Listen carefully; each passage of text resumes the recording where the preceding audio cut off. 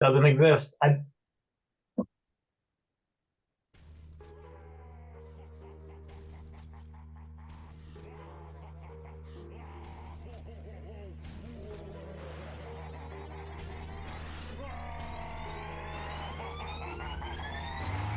Yeah, we straight chillin', serial killin', pre-core villains on the mic, got you reelin'. 5-star rated from the floor to the ceiling. If you catch a 1-star, no time for feelings. Got a demon DJ on the ones and twos, by the name Beelzebub, so don't get confused. So grab a seat by the fire, roast them all over two, and prepare to hear the legend of the straight chillin' crew. What up, nerds, and welcome to another Yuletide episode of Straight Chilling, the weekly horror movie review show where you chill and we kill, slice, dice, and chop up yet another horror movie. My name is Bob. I'll be your host for the evening. This is episode 454, recorded on Monday, December 18th, 2023. Tonight, we're talking about the winner of the December poll, which was Adult Swim Yule Log from 2022. Before we get into it, let me introduce everyone else on the show. First up, calling in from Washington, D.C., we got your boy Randeezy. What's up? There's a podcast in the house! Have you heard of our podcast? What's going on, buddy? Have you heard of our podcast? Have you heard of it? Have you heard of it? Have you? Please tell me you've heard of it. Please, dear God, say yes. What a great moment in the movie. Yes. Relatable. Very relatable. That the every time somebody slips in the word podcast into a fucking movie, I'm like Leo in fucking Story of Hollywood or whatever that fucking movie is. What is it? Once Upon a Time in Hollywood. The story of the point, Hollywood. You know what it is. This is like that meme. It's the pointing meme. Tight. Yeah. Last but not least, calling in from Florida, we got your boy Soju. What's up, man? Well, ho, ho, ho, boys. It's your boy Yuletide Stains. Let's go. All right. Ho, ho, ho. Christmas season. You know what I'm sipping on? Hot No. cocoa. Hot cocoa. Oh. I was gonna say Surprise. Courvoisier, but Maybe Gin a little and splash juice? in there. No. Mm. No, that's a summer drink, Bob. Come on. Well, gin and juice. Okay. Get out of here, you nosy little pervert, or I'm gonna slap you silly. I'm going You can to have some slap you spiced silly. cider. You can have some eggnog. You can have some cocoa, Bob. No, the Yes. Yuletide Iron Fist has landed. No water at all. It's I swear to December. God, if you eat anything besides goddamn gingerbread all Christmas, you There are a better be- Philistine. There better be nutmeg in that water, Bob. Oh, that sounds awful. Hot tub Christianity. Yeah, this is our Christmas episode and our last regular episode of the year, which is crazy to say. Yes, it is. Another year. Did it. We did it. We did still it. doing it. Still doing it. We're heading towards well, that 500 mark. It's crazy. Yeah, barreling towards it. Episode And we 400 got was like, Have you something heard of our super special planned. you're gonna love it. I'm so excited for you guys to see what it is. You're gonna go nuts. It's gonna be great.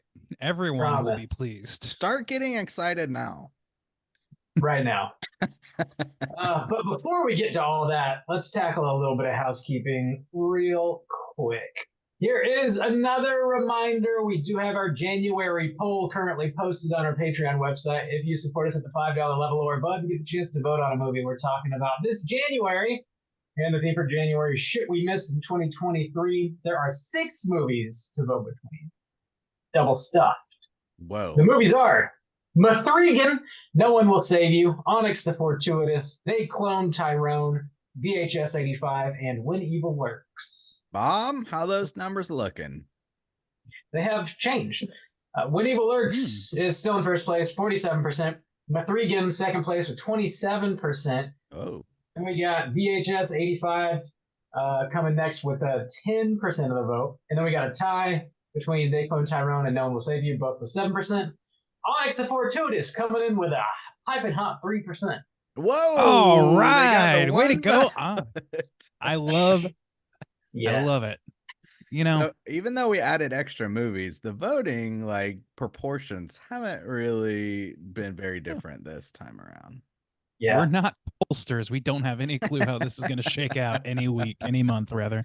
That's proof we don't need to add more than 2 candidates to our polls. So, we just proved Totally. it. Straight Chilling did it Bipartisan works every time. every time. Mhm. Every time.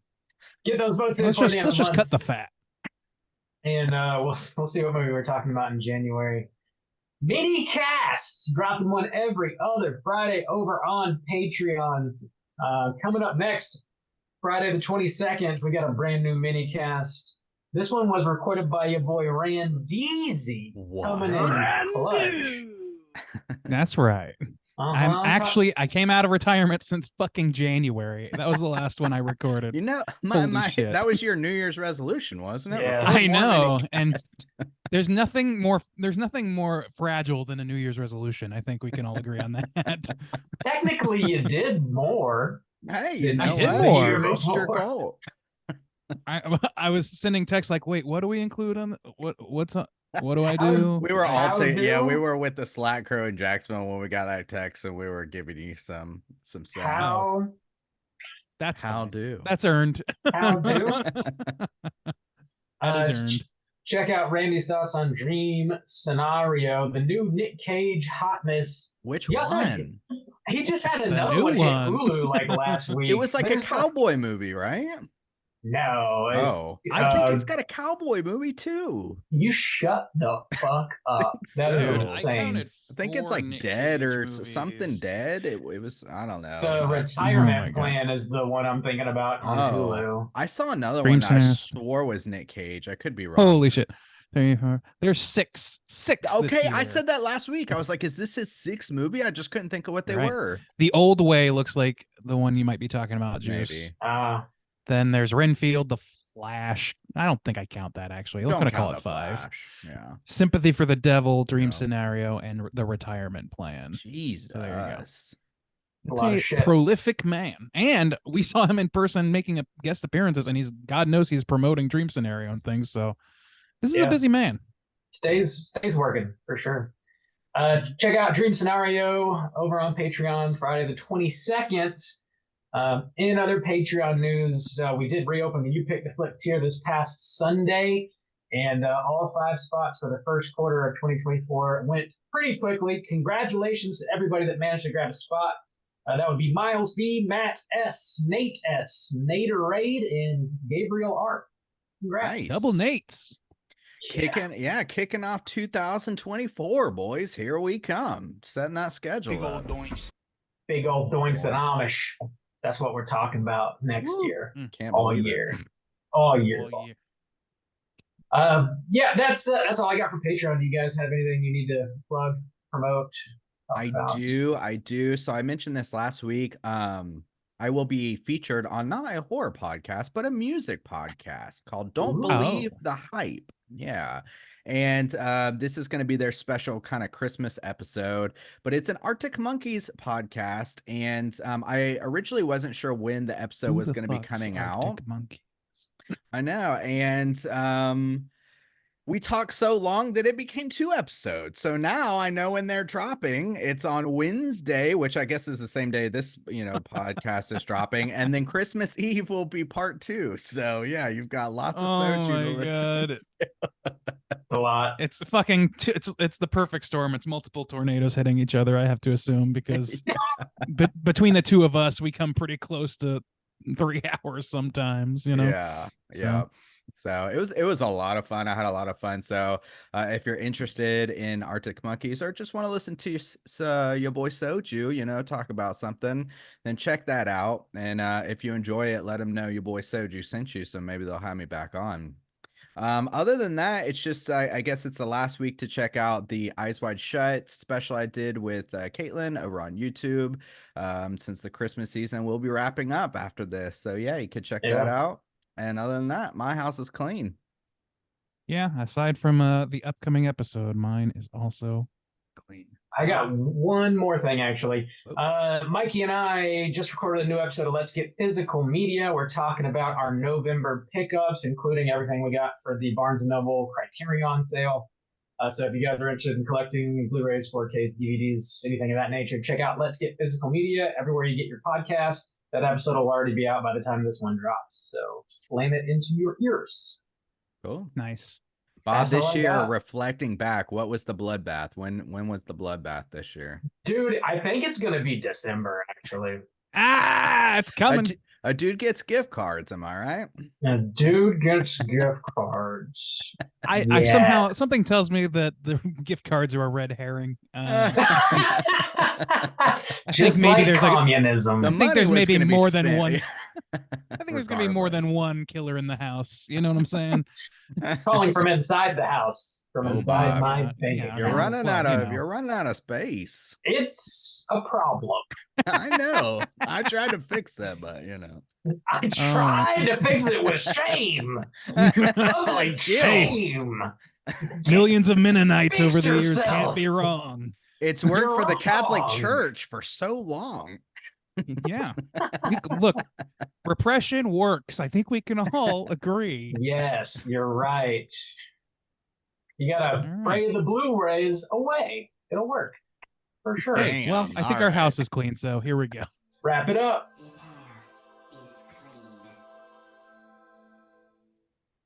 All right, let's get into the main event. We are talking about Adult Swim Yule Log, and we're kicking it off at the back of the box. What's on the back of the box? Bob, pre-show, I saw you made your own little box as you've been prone you to did. do for I when you did. don't have it. So is there no physical media offered for this one, Mom? Not that I could find. I don't think you Damn. can buy it. All right. It's pretty easy to stream though. It seems to be pretty much everywhere. Yeah. So you can watch it at your leisure if you haven't already. This is a newer release. It came out Christmas of 2022, and it's got a runtime of 1 hour and 31 minutes. This was written and directed by Casper Kelly, and it stars Megan Hayes, Cordy Clark, Brendan Patrick Connor, Andrea Lang, handful of other folks. This director hasn't done a whole lot of stuff. He's done some more like Adult Swim type stuff. I know, Randy, you're one of your favorites, Too Many Cooks. He was the guy behind that as well. But Yes, I sir. think this might have been his feature debut. It seems like he's done a lot of shorts, a lot of TV work, from what I can see. He's done a couple things. Hold on, let me look. Including Night of the Living Uh, Jew, which is He did the the Cheddar Goblin sketch or Yeah. commercial Oh. for from Mandy. Mandy. Yeah, He has done a couple. It might be his feature debut. I can't that's what it looks see like. any other. Yeah, certainly a TV guy for the most part, and this is a TV movie for all intents and purposes. So Yeah, makes yeah. sense. So yeah, plot synopsis brought to you by IMDb is as follows. What starts as a simple Yule log feed devolves into a surrealist nightmare as a couple and a group of podcasters spend the night in a double-booked cabin that is secretly occupied by evil and murderous forces. Joings, have you seen Adult Swim Yule Log before, and would you recommend people check it out? Randy, kick us off. Yes, I saw this last year. It hit my radar pretty quickly. This is you might say this is right up my alley. Like you said, the Too Many Cooks stuff, like all that sort of like late night stuff that was sort of pioneered by David Cross and those types on Adult Swim. I really like that sort of thing. I like the subversiveness of it. You know, the more they do it, it's diminishing returns to some extent. But I really like the style of the guy that did Too Many Cooks, this Casper Kelly fella. I like what he's got. I like what he's got going on. So yes, I would recommend it, but I will say it is not for everybody. This is definitely one of those. It's like it's a little more experimental. This is like a very different movie, but it shares that similarity with like Skinamarink and analog horror and all that sort of thing, where it's you kind of have to have a taste for it, and you also have to kind of meet it where it's at. But this is a little bit easier to swallow than those, I think, for most people. So yeah, I would recommend giving it a shot. Right on. Juice, what about you? Yeah, I saw this last year when it came out. It started to get the buzz of like, oh my God, this presents itself like it's a Yule log video, just kick off. And I thought that was very funny and clever. So yeah, I watched it last year, rewatched it this year, and I gotta say, I was kind of surprised and disappointed that it wasn't as Christmassy as I remember. So Randy might have fucked our poll there, and our whole month and our whole year. Oh Richie, yeah, when you I think did that. about I it. did that It's personally. ruined. I've only Yeah. ever fucked things, so So, but yeah, this guy fucks. I think it's fun. I think it's a fun watch. It's kooky. It's got a lot going on, but I'd say it's more in like the kind of campy realm. So if you kind of like campy, over the top kind of horror, I think this is a fun watch. Bob, how about you? Had you seen this before? Would you recommend?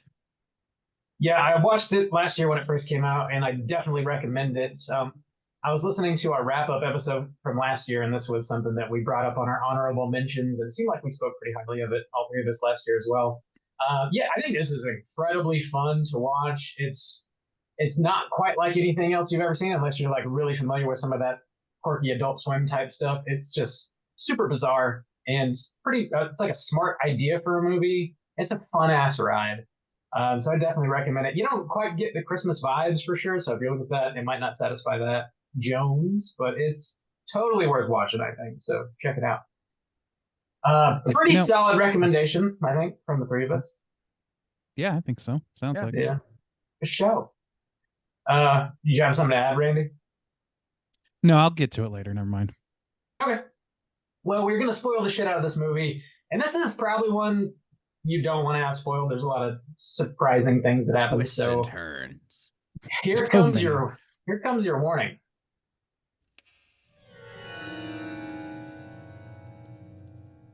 Spoiler warning.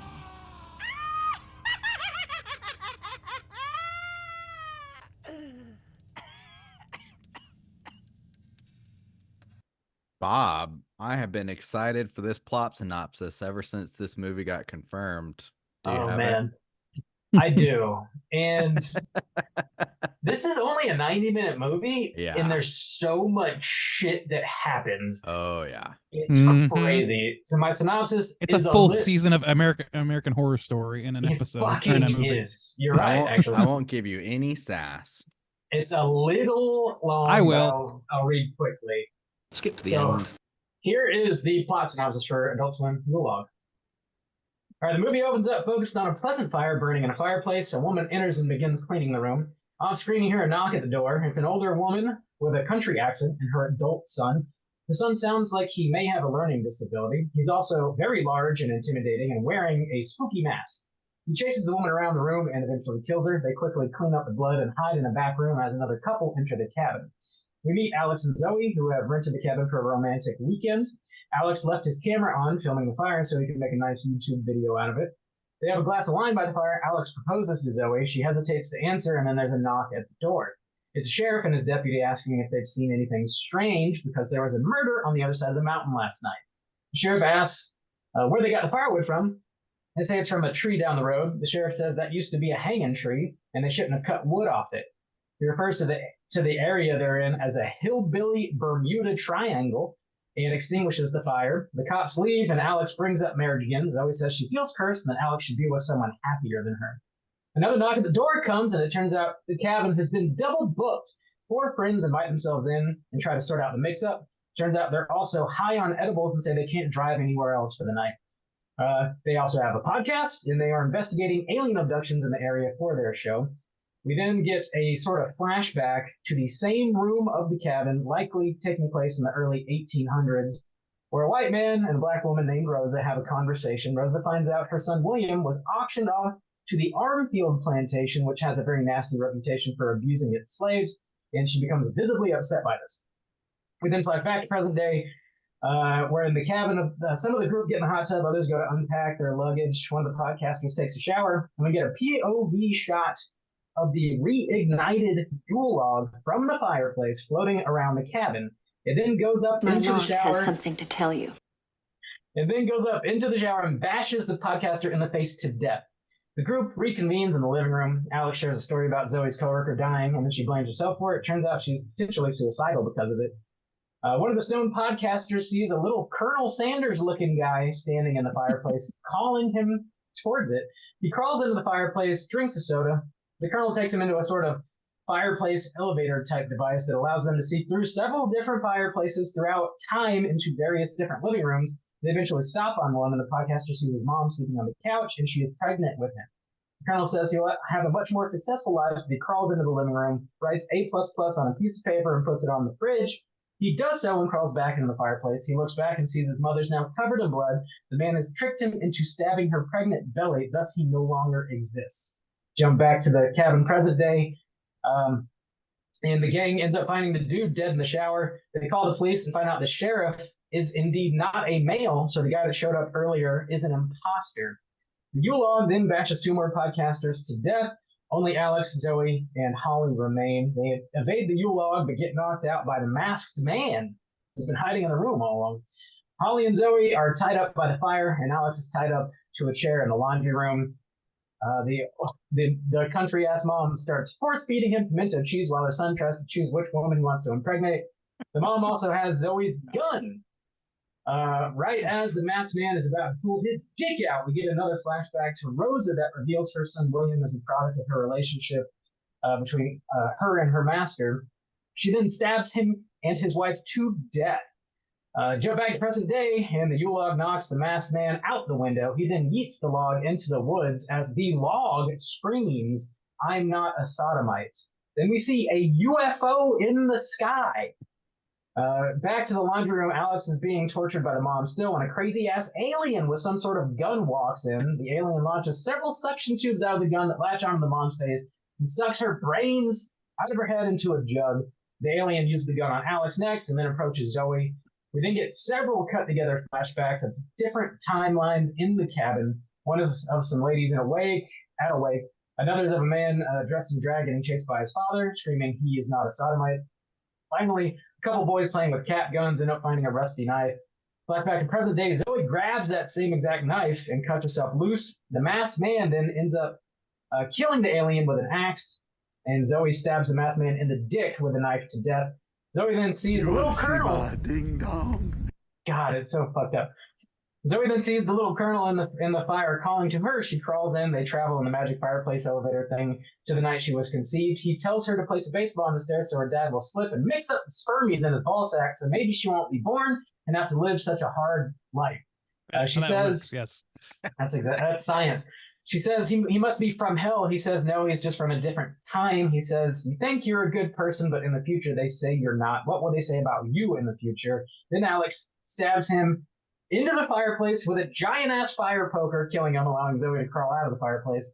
They knock the Yule Log with an axe into the refrigerator and lock it in there. They get in the car and drive by the hanging tree, which is surrounded by a chanting cult led by the fake sheriff, who says they can't leave. They end up driving his ass clean over. We get a quick little flashback of Rosa being walked over to the hanging tree and then back to present day. They drive all through the night until morning. She ends up putting on the wedding ring Alex has given her as the Yule Log appears just outside the car window. The screen then freeze frames and zooms out to reveal several computer monitors in an office. A man is designing a website for the Arnfield Cotton Mill Lofts. Turns out he's married to his boss, and they decide to leave work early. They talk to the AC repairman on the way out who resembles the masked man. They get caught in this weird sort of time loop, and they all repeat the same phrases over and over again. The woman turns into Rosa, says she's taking her son to a ball game. The man turns into Rosa's owner and lover and apologizes for what he has done. He then turns into the colonel and apologizes again for what he's done. Rosa then kills him with a knife. Jump back to present day in the car with Alex and Zoe. The Yule Log bashes through the window and kills them both. Roll credits. Holy shit. Woo! That's a tough one. That's a lot. So I want to. Do you guys know who the little fireplace man reminded me of? Colonel Sanders. Pierce Hawthorne's dad. Yes. In Yeah. Community. I was like, yeah, it's so much that, except he doesn't have the ivory hairpiece. Dude, that hairpiece. That's one of the funnier fucking things in that show, honestly. No, yeah, he's there's a lot of there's so many fucking characters in this, but there are a few standouts, and he is definitely one of them. I love the little man in the fireplace. He is my favorite. He's just so self-satisfied, and he's like a little dandy man. Like, he's so dandy. He's like a little Colonel Sanders Satan. Just like, hey, come Yeah, on Colonel in the fire. Satan. Have a sody pop from the like moose deer bartender, whatever the fuck it was. Like Yeah. What was the name of This is that like soda? meme. It's like Nutmeg nurse. Nurse. Nutmeg nurse. I Nut- love that instead of shit. Dr. Pepper, it's Nutmeg Dude, for Nurse. Like neck- that went nowhere. That was for no yeah. purpose. For next Christmas, somebody get me a nutmeg nurse. I think that's your next cocktail, Bob. Bob? And actually, it's not a bad idea. It's not a bad idea. Not Put there. Dr. Pepper in It's there? just a Dr. Pepper. I just cracked the can open. There you go. Dr. Pepper and eggnog. Enjoy. Oh, whoa. This- I only drink nutmeg nurse at Christmas. God, something I've noticed about this, because like it's getting towards the end of the year, and I was like looking back at all the other movies that we reviewed. We kicked the year off with Barbarian, and on this watch, I noticed it has a lot of stuff in common with Barbarian, and we're kind of like bookending the year with these Yeah. two movies. It's got like piece the of the double booking, certainly. the double booking of the Airbnb, and it's got this very atypical kind of plot True. going for it, True. and it's got these like crazy third acts with like preacher things in it, and I think also this movie as well as Barbarian very much has like a major theme of like generational trauma going for it. So it's like a lot of You could things say that that, are yeah. similar. Yeah. I think this one though is like certainly less self-serious than Barbarian. Totally. Yeah. Like Barbarian Totally. is really going for something. It has something it's trying to communicate. And you can argue about whether or not it does that well. I think this has maybe a few themes, but I think that it's really just doing the too many cooks thing of throwing things against the wall and just sort of like making every beat change on a dime into Mhm. something that you never anticipated. And it does kind of wrap things up. It has like a conclusion, but ultimately it's sort of like a meandering like odyssey of odd shit that happens, vignettes that just sort of end abruptly and change. And I love that about it. It's so experimental in that way to see a film that acts that way, but still manages to have cohesion still for the most part. It is mostly impressive how much they're able to jam in and it still make a narrative kind of sense. You know, it's not just like random things happening nonstop. You know, Right. it has a flow to it. Next beat, that has some sort of internal logic. I will say though, I was watching last year. I remember being like really impressed by this film, and then I started watching it again this year. And as I was going through it, I like distinctly remember the first 15 to 20 minutes for sure. The break-in, especially the way the camera was set up and being able to see that guy and the reflection of the bottle or whatever, and stuff like that. That was really great. But then I got to this moment where I was thinking to myself, did I finish this movie last year? Did I watch it all? Because then I couldn't for the life of me remember what was going to happen next. But then as the movie played out again, I was like, yes, I absolutely did see the scene, know what happened. And then even I just watched this 2 days ago, I think Bob was reading the plot synopsis. And when he got to the thing with the computer monitors and stuff, I was like, wait, what the fuck? And then I was like, oh yeah, okay. There's a lot in this movie that's hard to so hold much. on to. Yeah. It is. I honestly like forgotten. I had forgotten just about I had general like ideas about what was in this movie, but I had a few like key visuals that I did remember, and that's it. Like Yeah. I remembered there being aliens, which for my money is the most inconsistent piece, the piece that I would feel comfortable ditching. Yeah. That's But fair. and then like the stuff you just mentioned, the stuff at the end with where like that same slave and slave master from the vignette earlier are in the modern time, and it's showing them as like she's the boss now and he's not, but then it turns out to be all an illusion. Like I've forgotten all of that shit, and I have no too. idea what the purpose of that was exactly, but it clearly is, like Rob said, playing with that theme of trauma, generational trauma and things like that, and race relations and shit, which is pretty heavy duty topics to be kind of this flippant with, if I'm being honest. Like I think from like a horror movie standpoint, this it starts off with the log, which is just kind of genius. You're like, oh yeah, it's just a harmless log, and then crazy shit starts happening. So if you're not paying close attention and you don't know what fucking Adult Swim is, you're in for a fucking ride, right? Which is hilarious. Yeah. But Because it starts this- off hardcore at the beginning. Whoa. It does. Yeah. It starts off as like what you think is going to be a traditional slasher movie, and then it pivots so hard because the slasher guy just spends half the movie hiding in a room and you don't see Right. him forever. You forget about him. He's a Chekhov slasher. Like, he doesn't show up until much later again. And it becomes a slasher movie again, but the killer is the fucking evil tree, hanging tree, murder tree log that is sentient. And you even get like Not the a log, I killer don't have a log, but, POV. you know. Not in the way that you think I meant. Which I fucking love. Like it turns out to be an extremely unconventional slasher in that way, and I think it's a very literal way to show the whole like generational trauma. Like the hanging tree is still fucking killing people in present day. I don't know if that's Well, what and they it had meant some by sort of that, like, but it even had a further legacy than that. Like they yeah, made it seem like it was an ancient evil deity Yeah. sort of thing. Yeah. And you know, like that can justify a lot of sort of like, for lack of a better term, like time hopping or universe hopping and showing like how this tree is affected different. Like, so it justifies a lot of like weird things that otherwise, you know, just seem like completely out of nowhere. And it gives so much flexibility that they get to get away with a whole lot.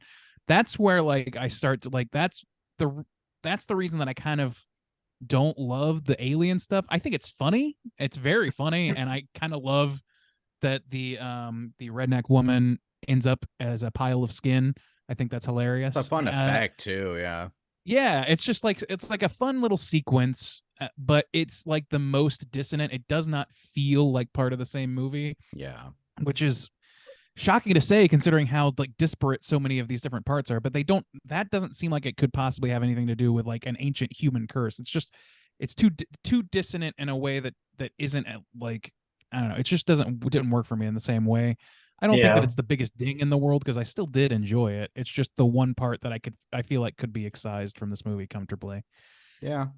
I would also be fine. I mean, it does kind of tie something back in if they are trying to say something, but just aesthetically and stuff, because even at least the alien, they make it work within the feel of the, you know, because they do some mentions of it. So you kind of anticipate it coming once shit starts popping off and everything, but it at least kind of fits in. It's not like Krampus where all of a sudden there's these CGI cookies. Everything else is well designed and those like really stick out. It still kind of fits in with what's going on around it, not narratively, but aesthetically, and it just kind of fits anyways.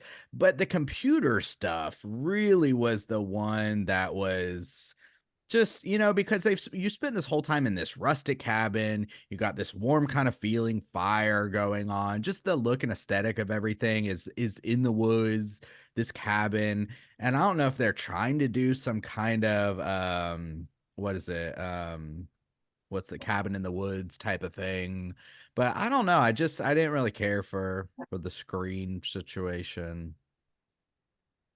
I mean that, yeah, I could probably do without that. I think that the aesthetic of the alien is pretty far off. Like, I think that, I mean, it has the right level of cheapness to its design and silliness to it, but it's very dissonant from like the warm hearthy tones of the most of this movie too. So that's kind of the biggest thing. I honestly was sitting here thinking to myself, what would improve that for me? And I think it would be if like the alien looked like an elf or was like, and they tied it in and made like Santa Claus is actually an alien who wants to suck the life out of people. Sure, like do that, like, and that would have saved it for me. But ultimately, the whole thing is very like all over the place, and it starts off as like this crazy Contra agent that pretends to be just a standard Yule log that they just played at a normal time on television. If it was on any other channel at Adult Swim, I think that would be like kind of big news that somebody tried that and did that. But Adult Swim is kind of known for that, so I guess it lost a little bit of the punch from just too many cooks and that sort of thing already existing. And also, I did want to shout this out too. This is what I was going to mention earlier, but this is a better time. This is not the first film that I have seen that does this. There is something, and I looked it up. It's called the Hawkins Family Yule Log. There's a bunch of comedians up in New York that I like, and I've been following their career a little bit. Brett Davis, Joe Firestone, Anna Fabrega, others. They made this Yule log video, and I haven't seen it in a couple of years now, but it's essentially the same conceit where it's still camera showing the Yule log, and people are walking around and having conversations, and some shit goes kind of batty, but it's a lot, to my memory, it's like dark humor, but it's still a lot more like humorous, and I believe they were more committed to like sticking to the fireplace. So this is a little bit different, but I do want to give that a shout out because that came out in 2017. So it was some years ago that came out, and it deserves to get a little bit of visuals on it as well. It doesn't have the same like production on it, but it has like a similar idea behind it. Anyway, That's kind of another thing too. That brings up a good point to where this time around I was thinking to myself, wow, this first part, even where you zoom out, but you're still in the stationary position. And like I said, you can see the killer from the beginning where you couldn't actually really see him very well in the reflection and stuff. It's like, that's pretty clever. And I think that's what really was the big high note for me that caught my attention the first time around. Like, this is a pretty unique, fun idea, and they're pulling it off well. And now, I definitely think that that piece maybe could have worked as just like this really amazing short to do that, as a horror short. You probably couldn't do a full length movie from that position, but I kind of like that a little bit more than switching to a traditional, we're walking around the cabin, we're flying around and stuff like that. It's just a fun idea that they, like, when they're using it for the first 15 or so minutes, works really well, in my opinion. Yeah, I'm glad it does. changes and you don't just see the fire the Yeah. whole time. It would get boring visually. Well, not even the fire. The zoom out would be okay with me too, as a Yeah. clever chain. How do you change that? But yeah, even Yeah. that would probably wear itself thin. They do have some like really nice cinematography in this. Like you mentioned, the reflection in like the ice bucket where it like auto focuses whenever the dude pokes his head out the door in the back. And also that like the moment where we get the POV log and it's like floating around the whole cabin and up the stairs and everything. The first kill is like POV with the log smashing into the guy's face. It's just like a really some nice moments, some eye candy in here, which I think it adds to the enjoyment of it, even if it's not super Christmassy. I like that kind of stuff as well. I honestly I think that they stretched the conceit as far as it could while still maintaining this manic energy that they established. I don't know how much further they could do just filming a stationary camera shot of one room. Like there's just too much to happen. I don't know. Maybe it's possible, but I think they made the smart move for a feature-length film to do that. I agree that like it, there's something magical about it just sort of staying still and being like dedicated to that found footage format. But everything else changes so much and things go so bananas in this movie that I don't really care ultimately because there's fucking aliens in this thing. There's little men in the fireplace that are demon boys. And like, I don't know. It doesn't ultimately like the immersion that it would have provided me is already gone. I'm instead there for the laughs and the audacity and the genre like mishmash that's happening. And your attention bish, famously Juice, but I'm an immersion bish. So I'm very much into into found footage for that reason. I like to be immersed, but this movie can carry itself without that ultimately. And that I did not expect when I started this up for the first time. I thought it would commit itself and that it would have some spots of like dullness. Not at all. Just not at all. The fact that this keeps a pace like it does and manages to get some good scares and some like ridiculous laughs and the most fucking bizarre shit you've ever seen in the same fucking movie, like that's pretty great. it's pretty impressive, I think. Yeah. I don't have a whole lot of negative things to say about that. I think my favorite moment in this movie is like the equally disgusting and hilarious like pimento cheese force feed scene is, dude, I was cracking up at that shit. It's so fucking that lady, the older lady, whoever plays Yvonne, kills that like country draw. She's just like smacking on the cheese. It is gnarly. I loved it, dude. It's so funny. I actually thought that they nailed both of those characters. That group was Arvid the son. Was actually, you could have made a horror film out of those two characters. It could have just been them. It could. You didn't need necessarily a flying log. I mean, no, you didn't. Didn't, really? Yeah. You don't need the flying log or even, I mean, just setting it up. The sheriff comes in. He warns about, a killer. They start getting tense. Some new people show up. Like the one kill in the shower, that could have easily been the big guy. He could have just snuck in there, bashed that dude's face in easily. Yeah. He's on his own. Yes, but we also don't know. Like, I don't know. Maybe there was more visual evidence of what it was that was killing him, but to my memory of it, watching it, it was only after the scene was over, where after he got beaten through the camera, basically, that I was like, oh yeah, that ends up being the log later. Because like the first time I watched it, I don't think we I saw clocked the it as log being. fly up there. No. I don't think we did. I You think at know, that point it was still a mystery. You're not Okay. so the camera like flies into the fire, and then we get the POV facing out of the fire, and then it like Okay. floats around the cabin, and then it kills the dude, and then the camera goes back to where it was, and you see the Okay. like land back in the fireplace, and you're like, oh fuck, that whole time it was the log. Yes, Okay. that's right. Yeah, that's what. Yeah, Okay. but like, dude, just the idea that there's a fucking flying evil log in this. I love how they bury the lead on that Yes. so hard. Like that only shows up it has to be halfway mark or later, right? Like it's not. Maybe It a has to third be. of the way. Something I like would that. say maybe a third. Okay, well, either way, like they hold on to that bit so closely. It's so closely guarded that I'm just like, I don't know, like it wouldn't work any other way. If they started this with it like hinting that the log is doing something and just sort of worked up to it instead of just like hit you across the fucking face with the idea, it wouldn't be as audacious and ridiculous as it is. And it's high risk, high reward. Ultimately, it gets the reward for me because I didn't see that shit coming at all. And Mhm. that's the fucking rest of the movie. It is it's the primary villain of the story. Yeah. It's fucking crazy. Yule Log, the movie. Of course, that's the villain. Of course, that's the fucking villain. Dude, the sheriff's deputy who like sort of gives a brief info dump about the tree and how it's like a demon tree and it drinks blood and people were sacrificed to the tree and stuff. And he's like, "Sorry, I'm doing research for my ghost walk or whatever." We went on a ghost walk in Savannah earlier this year, and they took us by an evil tree and said like that exact fucking thing. It was like straight out of a fucking ghost walk. Yeah. I was Sentimental laughing. hogwash. God, same Yeah, you got your exact shit. ghost walkers, you got your podcasters. Man, it's just us and the dark Yeah. side of soul up in this bitch. It really is. And there's like, the you mentioned like the performance by the redneck family.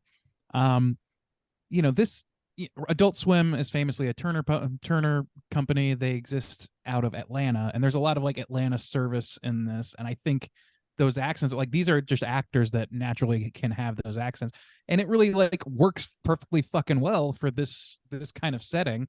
So like, I don't know. I think that the performances in this are like pretty fucking good. Like there's not any one performance aside from the ridiculous fucking alien that I think is out of place or strange. Like it doesn't feel like it would be acceptable in any other like more conventional film. Yeah. And like they all play it straight, and I think that's part of what makes it so effective, and part of what allows tension to exist is that they do play it all straight.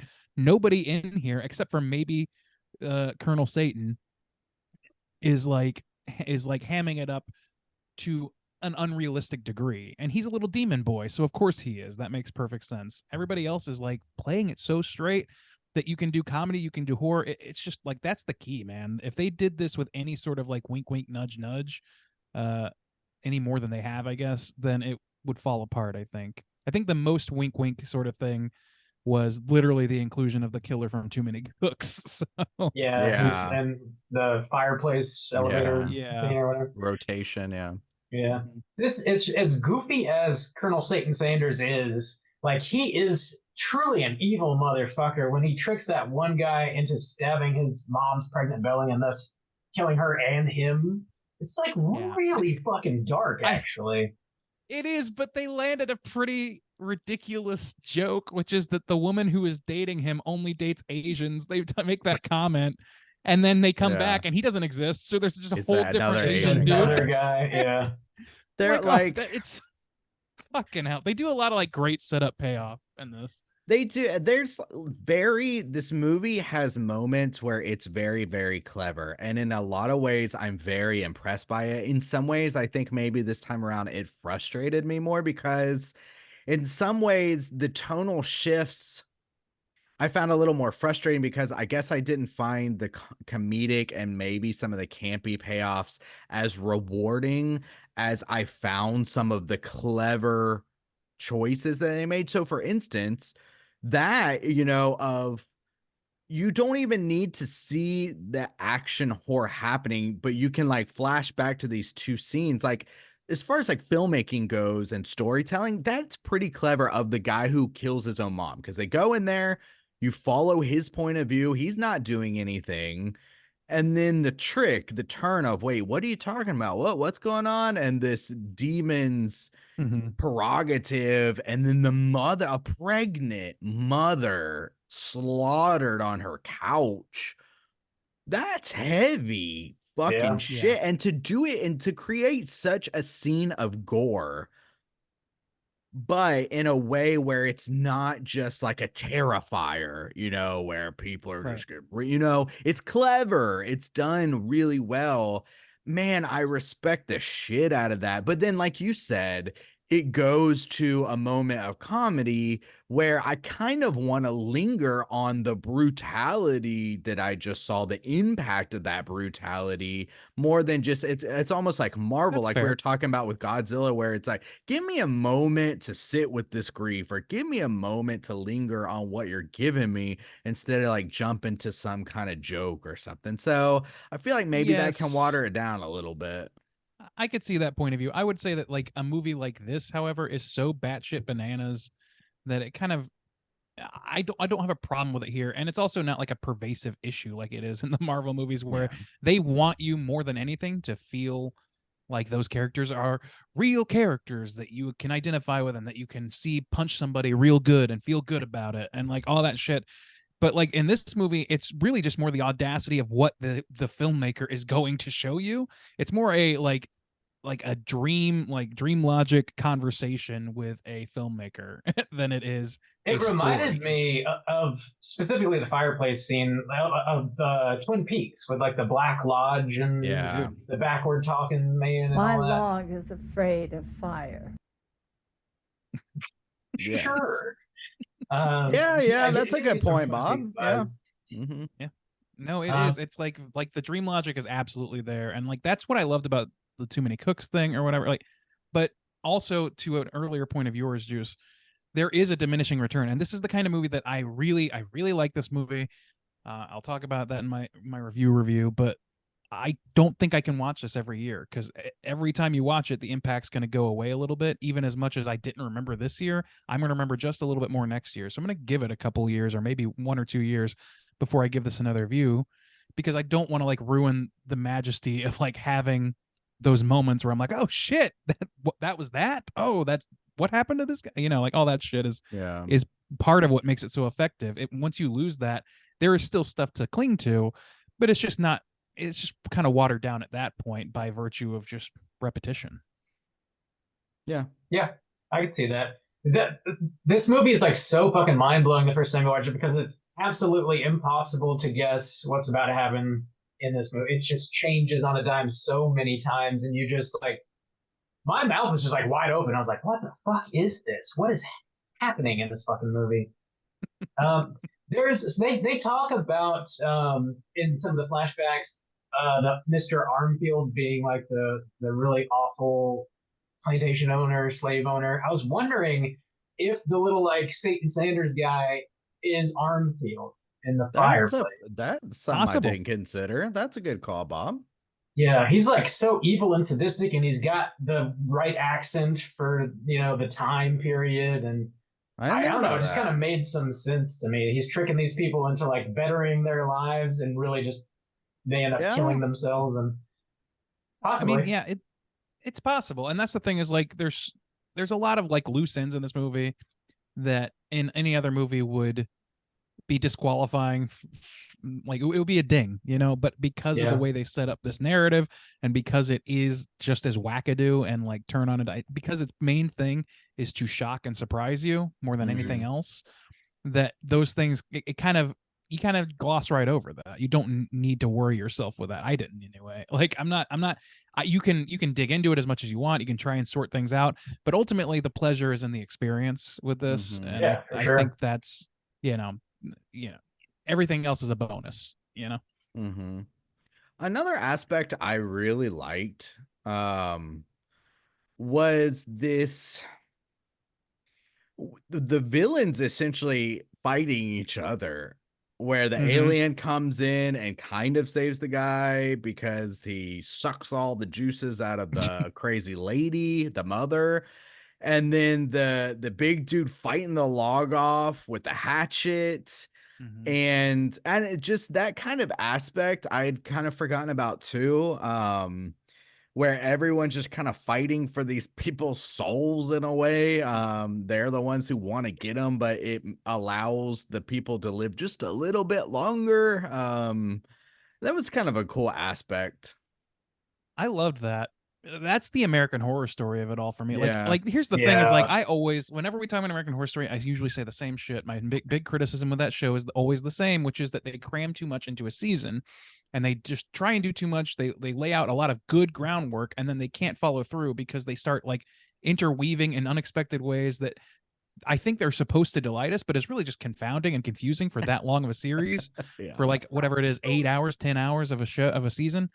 Compact that shit into an hour and a half, and all of a sudden it worked perfectly for me. Like they tossed in aliens, and I don't love that part of it, but like it worked within the construct that they put together. They have, like you said, villains versus villains. They're playing off each other. There's like 24 characters in this fucking thing, and they all like the unexpectedness of how they interact with each other works perfectly for a story that, or for a movie that is all about experiencing like shock and surprise, versus a series which is supposed to have like emotional heartstrings and all that sort of thing pulled through on a Mhm. much deeper level, or is at least seemingly trying to do that.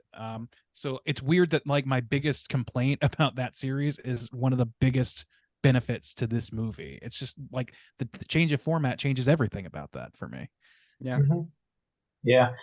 Actually, the like slasher, the big guy, he takes care of the log for the people, and he kills the alien for the people. So like he does them two solids. You want to see my ding dong? No, I do not. Put some pimento cheese on that thing. Well, yeah, oh god. I was the moment where he eats that log, and the log yog. says I'm not a log, but I mean, you know.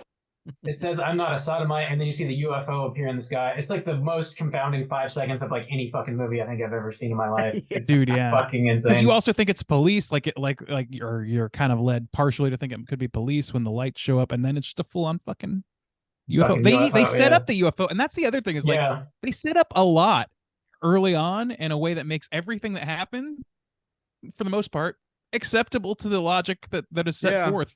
Yeah. Like One of the Yeah. flashbacks we even see, it's one of the black and white flashbacks. We see a woman like walking towards the window, and it's a bright light, and it's I forget the woman's name. The podcasters are there to like interview her granddaughter, and I assume that's the lady, and she's like being abducted by aliens. They want to talk to her granddaughter. That's why I can't remember the name. It doesn't really matter, but so like even in the flashbacks, short as they are, there's like a lot that you can pull from them. Like the dude that's wearing like a nightie or whatever, who's getting chased around by his parents, is saying I'm not a sodomite. Like the log repeats that. So like when you first hear the log say, like, what in the fuck does that mean? And then you see it again later in the flashback, and you're like, oh my god. So like that kid was probably killed by his parents, and like the tree just like remembers all this horrific shit that happened in the area.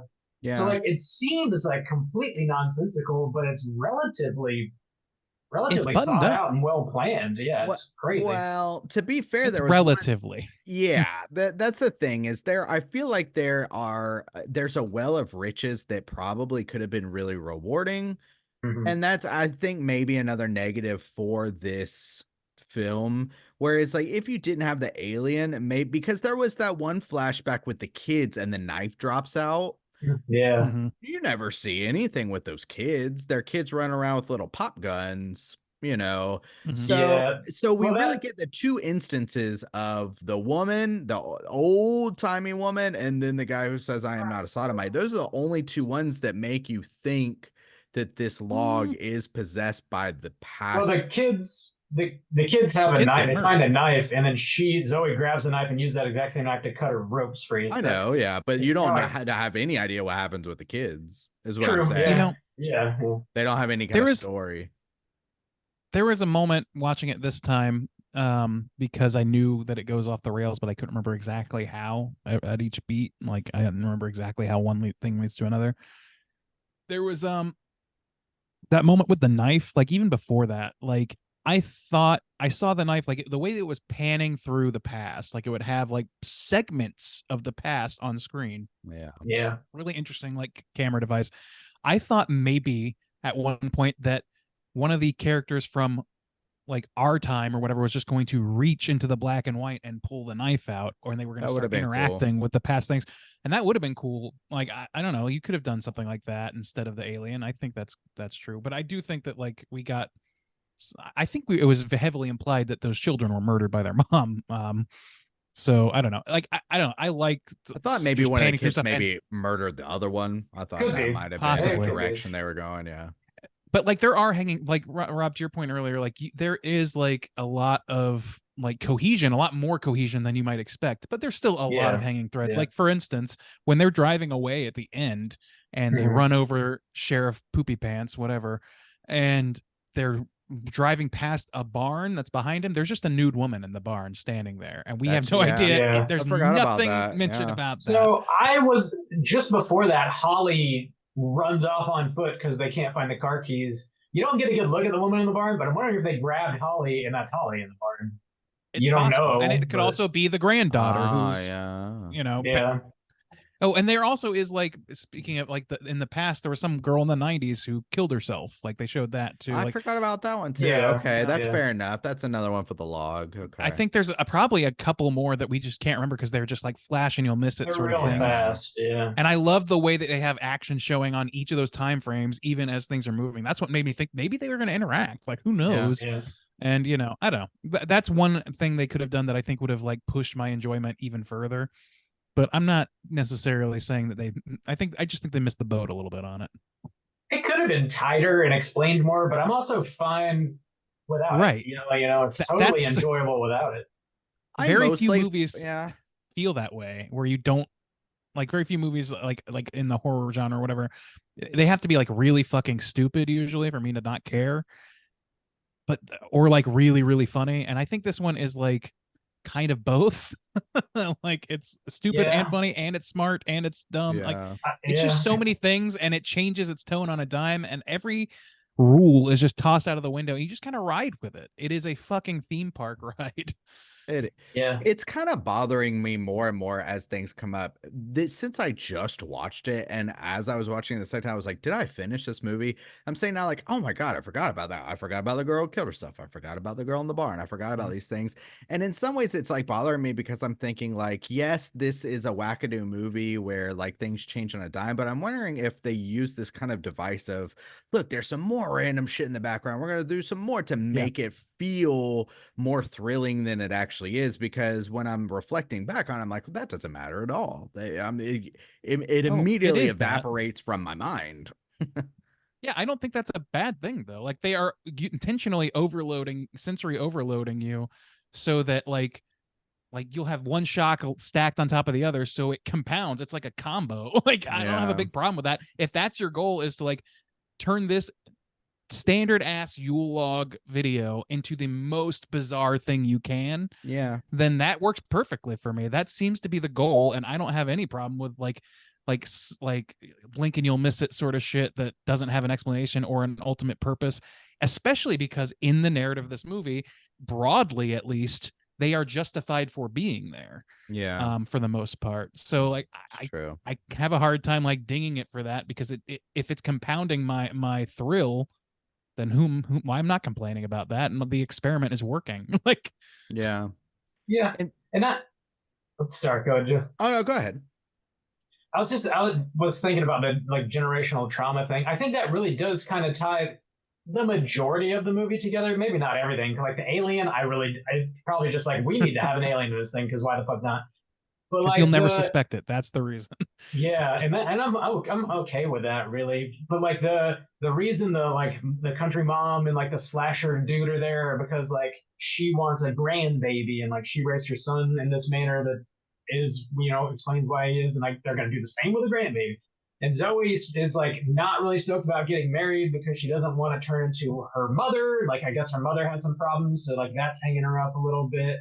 Well, and she like And- accidentally got a colleague murdered, right? Yeah, true. Well, yeah, she but feels that has nothing to cursed, do but- with the generational trauma. No, not Right. Yeah. I'm sorry. I was just necessarily. thinking about Zoe's issues, but yeah, go ahead. But she does mention like not wanting to turn into her mother specifically, and we see like whenever they go into the fireplace, the guy like ends up trying to improve his life, and he kills himself and his mom, and like I don't know, there just seems to be a lot of the podcasters wanting to talk to the lady who got abducted, her granddaughter who's probably fucked up.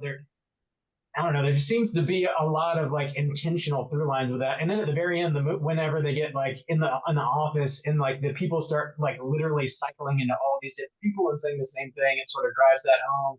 And the fact that the log like harbors all this horrific things and like literally repeats them, like the words that these people say in these horrible moments, and then starts killing people while it's saying the same shit over and over again. It feels like there's a lot happening to like touch on that. But of course, there's a lot of room to read anything you want to into this movie as well. Yeah. Also, I mean, to go off of that point, since it's not touched on much, but I mean, the people who are outside surrounding the tree at the end definitely have some visual influence from something like the Ku Klux Klan, which then would also be generational as well, passing like those traditions down and stuff. So, yeah, fair enough. And there's like even within like the flashbacks, the biggest flashback we get of the slave owner and the slave woman whose son is sold to an evil man by this dude.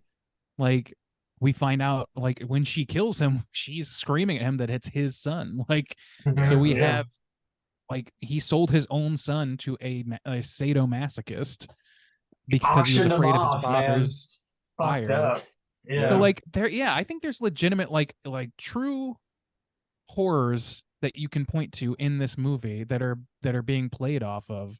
Yeah. And it's just so nuts that it gets to be bedfellows with an alien that sucks a lady's innards out. Like it's just so pimento bananas. Cheese, man. I can't get over the pimento cheese. Yeah.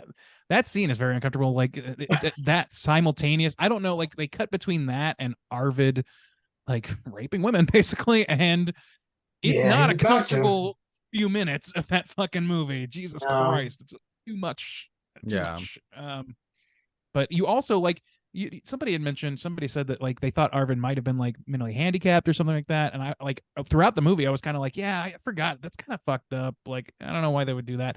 But then they show this like alternate reality of them where he's just like pretty much a normal guy working a trade job, like almost as like a punchline to the conversation that the mother and Chris or whatever the boyfriend's name is had when he was tied up. But like, so I guess he's not like, it seems like it's indicating that he's not that. He's just like abused and fucked up because he was raised by his mom. Another generational trauma thing. You could definitely read that into it. He wants a grandbaby. That's why she tells him how to rape women. Like, fuck. Yeah, it's pretty fucked up. It's really fucking dark, actually. It's really dark. Yeah, that's why I said the most memorable. I mean, the thing that stuck out in my mind is the beginning of this, where essentially someone is raped and murdered off of screen while you hear it at the very beginning of this film, and they start to burn her bloody underwear. Yeah. Bam. It's a lot. That's how this movie starts. Yeah. And it's not even really bleak. remotely the craziest thing that happens in this movie. Really not. It's just one of the darkest. But yeah, I don't know, man.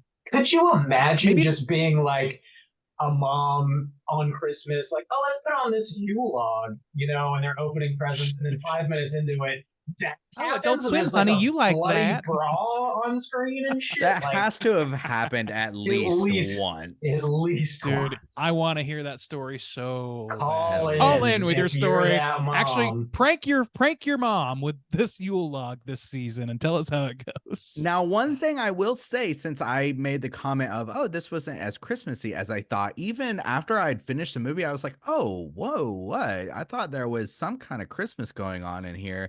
And then I looked at the description, at least how it is on Max, and it was something like, celebrate this Christmas season with Adult Swim, like Yule Log or something. I was like, oh man, well you could have at least given us that little bit. I mean, come on now, come on. You should let people know that there's fucking trigger goddamn warnings in this movie.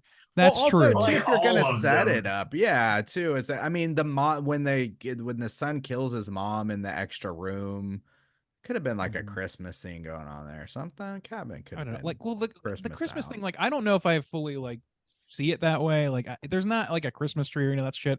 But the very existence of a of Yule log Yule video log, sure, for is as Christmas. Christmas as it needs to be. That's You true, know, I don't know. I don't have a big issue with it. To me, it's Christmassy enough just by its context. but not Um, Prometheus. It's no, got a not damn Prometheus, tree because in its it. context is yeah, just the tree doesn't work, but It's got a having a Fraser burning fir. hearth, It's about making a alien fucking Yule log Jesus video. being born, Yeah, Randy. dude. Okay. It Okay, is. well, you know, It's a Christ story. okay, enjoy your Christ story. You guys enjoy turning that into a Christmas movie. I'm out on that. It's already Um, done. It's on our Instagram. I watched this whole thing, Folding Ideas video, about like just the very nature of Christmas movies. It's just like if you watch it enough times at Christmas, it's a Christmas movie. That's how it goes. And I'm That's just fair. I literally, when I watched it, I was like, oh my God. I saw that meme about Prometheus. It's gonna become a fucking Christmas movie to people. We I'm gotta gonna push see it. that shit in. We gotta make Okay. it happen. I'm sorry. Yes. No, Oh no, I'm no, not no, doing no. I meant we gotta push that idea. I thought you meant we gotta finish up Gotta push because it. Oh, there no. is a couple Wait. more things I did want to bring up, but go ahead. Okay, yeah, we should start landing the plane. But if you got a couple things you want to mention, go for it. I'll just make it quick. Like, one thing is like a little bit confusing about this is called Adult Swim Yule Log. At least that's what the original title card says, but it ends on and it says the fireplace. So I find that to be a little bit confusing. It's a great name Yeah. but like I understand the need for a bait and switch, but it kind of like it's now listed on like Rotten Tomatoes and IMDb as Adult Swim Yule Log. So like Yeah. it kind of shot itself in the. I mean, as much as I think that's a great name after the fact, it's just kind of like too little, too late. I'm never gonna be able to call it that. No. Um, If you said the and then fireplace, I would be additional- confused. Yeah, me too. Yeah. But then additionally, there is a song, a fireplace song that plays over the credits. It's really awesome, and I immediately recognize the voice. This person singing is better known as Puddle's Pity Party. You guys familiar Oh with yeah, Puddles? the clown. The clown. The clown, yeah. Yeah, That's yeah. him. That's his voice on there. It's fucking Damn. great. I just want to give that shouts out because I'm a Puddles boy. I like Puddles. That's a good little. Cool. Sure. Real cool. Cool. Anything else you guys want to touch on before we rate this thing? No, Not me. Let's do it. Let's get into it. Out of 5, Juice, why don't you kick us off? How do you feel about Adult Swim Yule Log, aka The Fireplace?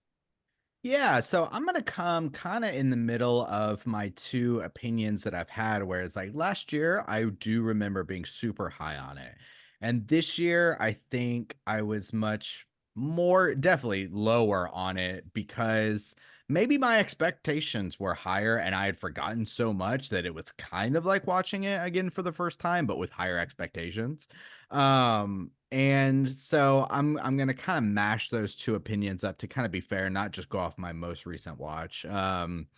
Because I kind of agree with Randy where I don't think I'm gonna watch this again next year, but I'm gonna keep it in the back of my mind to watch it again, maybe in 2 years or something like that, to maybe find the even ground on this. But I think I really appreciate the clever moments in this. Just I really am a sucker for a simple, seemingly kind of idea that's just pulled off that makes you go, oh my God, can't believe it took somebody so long to do this, but that's so clever. And they have several moments in that. Like I said, I really, really enjoyed the static shots, even with the zoom out with the guy creeping in the background. I do admit that it would be really, really, really difficult, near impossible to make a full-length movie out of that. But for what they did and that time that they spent on it, I really enjoyed it and thought that they handled it really well.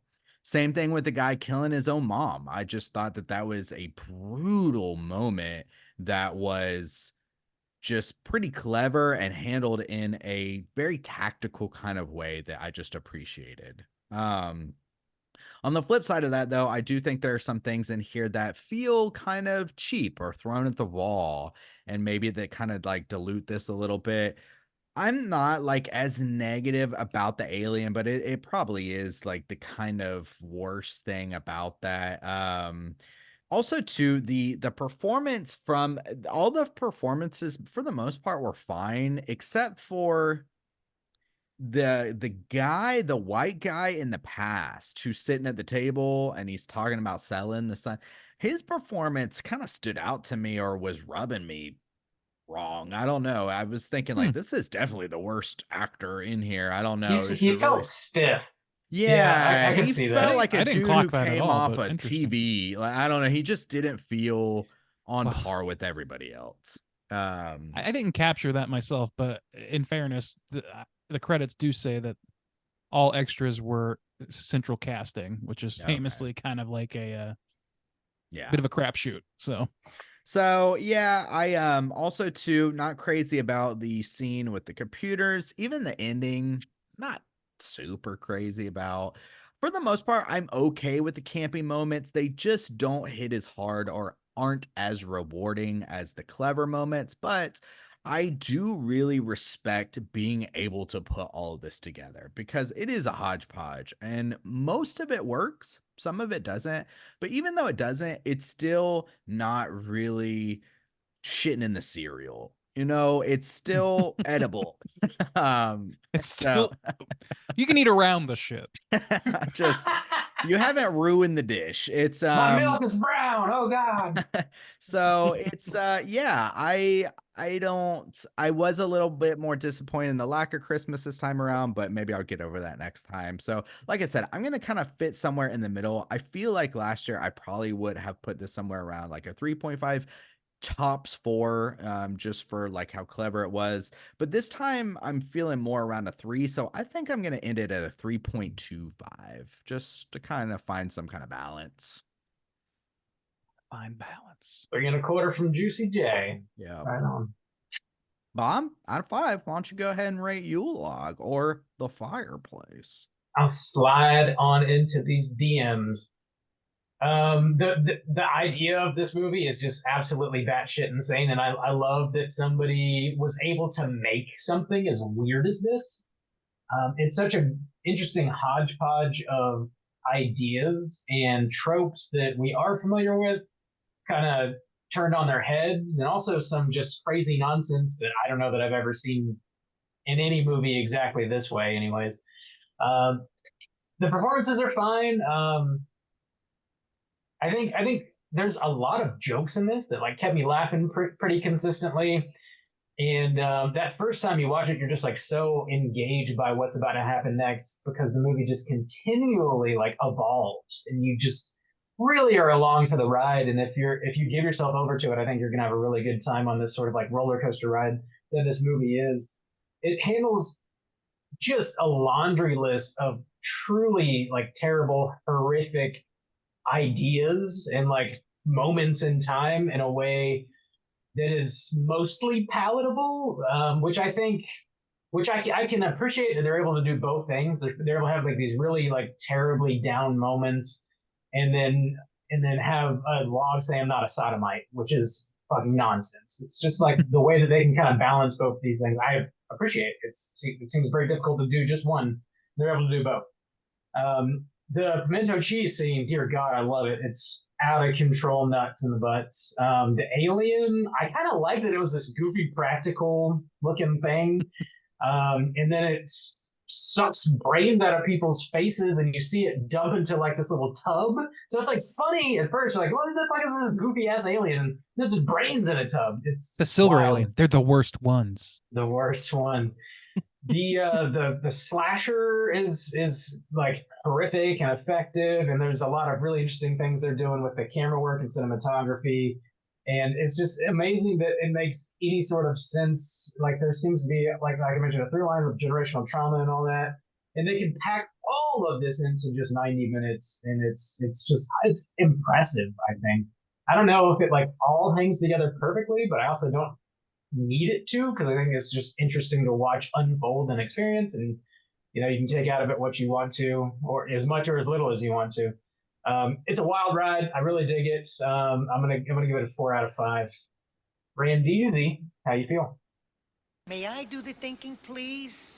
All right. So I am very much a fan of this. I kind of echo most of your sentiments, Bob.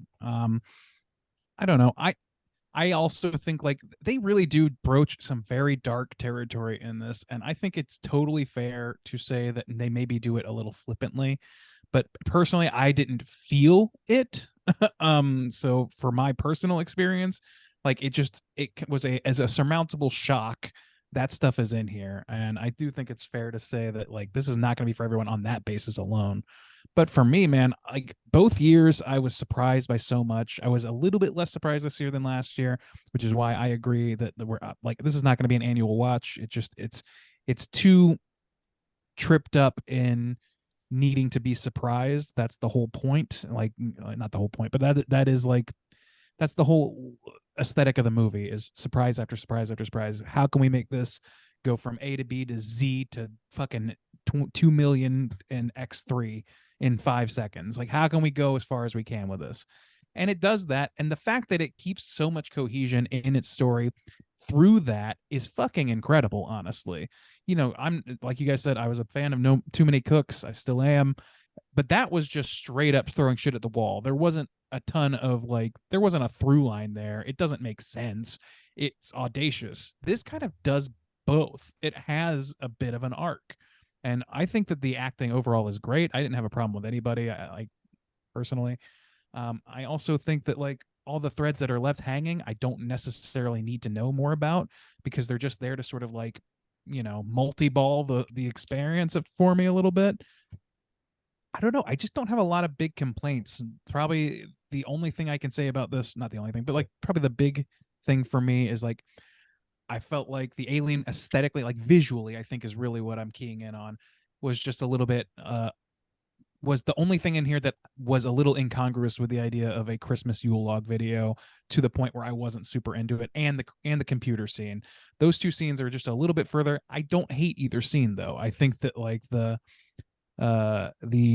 alien is still kind of fun for what it is, and it leads to some great jokes, and you know, whatever. This is the kind of movie that can support a little bit of an alleyway like that, and so I just kind of live with it. And but like as far as like my biggest complaint, not complaint, but like my biggest ding for this movie is just that for as much as it is touching on and dealing with and thematically like weaving in there, I don't know that it really says anything. Like it's not really like, I don't know that there is a point beyond the experiment, but they do infuse some pretty dark topics in there. So like you could argue that they're not doing that responsibly by not actually saying a whole lot, at least not that I was able to clock. And so the alternative is that they are saying something and it's just not clear enough for me to get it. And so that's a failing on both of our parts. So yeah, that's my complaint. Like we talked about Barbarian in comparison to this, and that clearly is pointing at something in particular, and it's making a single allegory that makes a kind of cohesive sense in itself. This movie, not so much. It's not really going for that. So I kind of meet this movie where it is, and I also lament what it might have been if they had pushed just a little bit harder on it and tried to make everything in it sort of like cohesive within itself. They did really well with that, but not perfectly with that. And the vignettes can be a little hit or miss, just a little bit. So yeah, I think I'm going to echo Bob's 4. I think I'm going to give it a 4 as well. But again, like experience wise, it's subject to change. I think last year it might have been a 5-star experience if you had asked me right after the movie, because I was just so high on it. I was like, this is fucking nuts. I can't believe this got made. I can't believe anybody paid money to make this. I can't believe they aired this on television. Like, not all that stuff is so audacious, but ultimately as a film, I think it, you know, it's not bringing a whole lot more to the table than what we have discussed here. I don't know that I could continue to talk about it at length for hours and hours and hours and hours the way you can, like, I don't know, a ton of other movies. 7, yes. Like, this is not one that I need to necessarily, like, this is not going to be a thesis movie for me. This is But no it is one Human that- Centipede 3, all right? Absolutely. Get there, down. Bob. I mean, the Patreon picks just came out. Let Oh. Get out of here, you nosy little pervert, or I'm gonna slap you silly. people Yeah, sit on that 4 one for a bit. 4 stars. 4 stars from Randeezy. It's going to put our aggregate at 3.75 for Adult Swim Yule Log. Let's jump over into our Rotten Tomatoes segment, see what the critics and users have to say. Certified. All right, ladies and gentlemen, this is the Rotten Tomatoes segment in which I'm going to have these gentlemen guess within the best of their abilities what the aggregate positive score is for Yule Log on RottenTomatoes.com. Now, this is an oddball movie, to be sure. Most people aren't aware that this is a movie at all, even if they come across it on streaming services. So that is for that reason, we only have 5 critic reviews here to count from. 5. So what in your mind, I'm going to start with Bob today. Bob, what in your mind is the aggregate positive score for Yule Log, keeping in mind that there are only 5 reviews? So you should be able to get it. You should have stand a reasonable chance of getting it right on the money. 1 out of 5 chance. This cannot be a critical darling by any means. I don't see that happening at all. So, of my limited options, how low to go? I'll go with man. I wonder if this is a fucking 0. I'll go with a 20%. 20%. Okay. Juice, how about you? Wow, I think it's going to be higher than that. No, okay. I thought it was going to be a choice between 60 and 80% with me and Bob, honestly. So I could be wrong, but I'll take the 60 then. All right, 60%. So one of you is 20% points off. Can you believe that? I can't believe it. The correct answer is 80% positive on Rotten Tomatoes. 4 out of 5 critics agree. 4 Wow. stars out of 5. Yep, that's Hell right. yeah. There's no critical Jam. consensus. Not a chance. There's no consensus right. amongst the 5. Well, that's a Yeah, hell so yeet they- for Yule Log. Wow, I am surprised. There it is. Congrats to Juice on that one. I'm going to jump over now to the audience score, and even for it's still an oddball movie, so there are fewer than 50 ratings is what it tells me. Okay. Fewer than 50. So with that in mind, Juice, we're going to start with you this time. Where do you think those less than 50 reviews land this movie aggregate wise? I think the nerds are going to come out for this one. I think the Randys of the world are going to rally around this guy. Nerd. But there's still going to be some outliers. This movie does have some heavy shit in it, and it does not represent itself for what it is. So I could see somebody accidentally stumbling across this or something. I don't know if they review it, but so I'll say, I think I'll stick with my 60. 60. All right. Bob, where are you landing on it? I'll take the over and go with the comedy number of 69, please. Oh, wow. Somebody doesn't want the ringy dingy. But I'll tell you one thing. Juice did get the ringy dingy. It is 60% positive. Oh, that's a hell yeet. Sweet, Bob. Fucking Bob, your A. guess made it impossible for me to draw it out for drama's sake. So Fucking A. guess who it was? Was it the guy who did the comedy number? Could have been. It was me. No. Mathematically, no. Congrats to Juice on I your hope sweep. there's a review on there of like some angry mom or dad that showed this to their kids on accident. I hope so. Me too. There are no featured reviews Oh. from the audience, so unfortunately no. But there is one negative review that you can read on on RottenTomatoes.com, and it reads as this: Adult Swim Yule Log earns some laughs, but overstays its welcome as an absurd Christmas horror story based on a holiday tradition. I don't think that's unfair.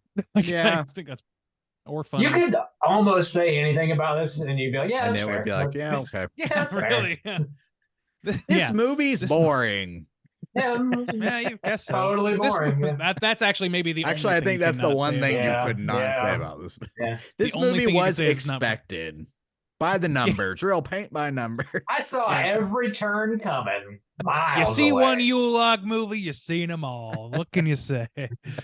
Yeah, no, this is definitely a strange movie that is going to elicit a range of reactions. Unfortunately, we just only have the 5 to choose from, so Yeah. that's going to be our Rotten Tomatoes segment.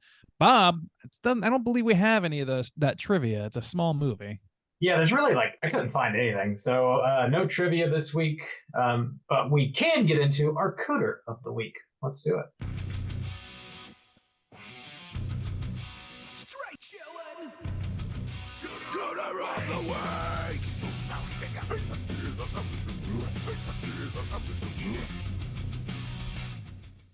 Juice, what is a cooter and why do we hunt them? Oh, Cooter's a character type and a straight chillin' exclusive. Cooter must hit 3 of these 5 points to be considered a cooter, but we want the cooter with the most points. The 5 points of cooterdom are sexual deviance, manipulation, smug arrogance, overall looking attire, and overall patheticness. Boys, let's get ourselves a Christmas cooter. Man, there's Dude, we got You know we options. got one. We Let's got go with mother options. first. Ooh. Mother. So Sexual I think, deviance. I think she might hit My- higher. So we can go with sexual deviance as her Mhm. number one, because yeah, she's about to rape this man. But also, and also like instructing her son to do the same. well, yeah. I was gonna go with manipulation on that one because obviously Oh. that's why I think maybe she might be Yeah. higher because she's manipulating this whole Okay. thing. It makes it seem like the son is not maybe capable of thinking on his own or making his own decisions, and she clearly is, Yeah. and she's masterminding all of this. So manipulation for sure. Yeah, Okay, she's actually she wants a grandbaby, and so Yeah. she she tells this like gargantuan man who has control issues and not a lot of brain power to assault, murder, and murder women, basically. Well, not even that. It's worse. She's not even to murder yeah, them, I to guess, not but- murder them. She Yeah. creates the whole plan of we're gonna keep it in the basement. We're gonna have Which- a basement. yeah, that's family, right. yeah. Which is another fucking through line for Barbarian, by the way. There's Yeah, so actually. much in this True. movie. Man, Barbarian's a big ripoff. I think we can all agree. I Oh agree. yeah. And so yeah, manipulation. I would say looking attire because she does not brush her teeth. And she's just fucking That's- cheese mouth. God She damn. wipes Yes. cheese off his mouth Oh my and eats it, and it's makes me want to die. I don't want That's to eat that part. pimento cheese ever. I love Dude, I pimento love- cheese. Me too, man. Try Pimento and cheese keep me away rules. from it. Try. But now But- you're gonna be thinking about that mouth, Bob. I I'm want you gonna to laugh think It's about pretty that. good for ass. store-bought. She's are you too fancy for pimento cheese? Do you wish it was foie gras? Do you wish it was frog? That was actually like a fucking. That was when she was really getting menacing. I was like, oh my Yeah. She's a god, good actress. Like she She does did. Oh, it. yeah, she she did did a good great. job. She did a good she job. did such a good job. But yeah, like that's. I think it's Smug clear to say sexual arrogance? deviance. Yeah. Arrogance, Yeah. yeah, I guess so. It's kind of on the lighter side because she's like she clearly has a complex, an inferiority complex to this does. man. So, Yeah. what else? Well, I We think have- she's got that touch of smug arrogance where she thinks like I got one over on you, like I'm on top when you feel didn't like see you're me one at the coming. bottom. Yeah. Well, no, and she's also like, oh, you think I'm so stupid? You're gonna make Mhm. friends with me. And all yeah. that stuff. Patheticness. I think kind of her whole deal is Oh, pretty yeah. pathetic at the core of it. So She gets punked by an alien like a bitch. she gets turned into an Edgar suit real She doesn't even quick. know how to juke an alien gun. What a loser. Fucking idiot. That gun is shaped like a That- sphincter, I by the love way. this It's a shit. big butt. It's a big butthole. big That old shit was butthole. cracking me up. It shoots worms out of it. God Yeah. damn. So yeah, I think And then she he has like hits- the multiple tongues. I forgot about that shit too. I did. Like, Yeah, did I that forgot get about that too. your trypophobia at all, Bob? It's probably not enough of them. They don't want to know. Thank God. Thank God. Yeah. so Okay. So she's- she hits.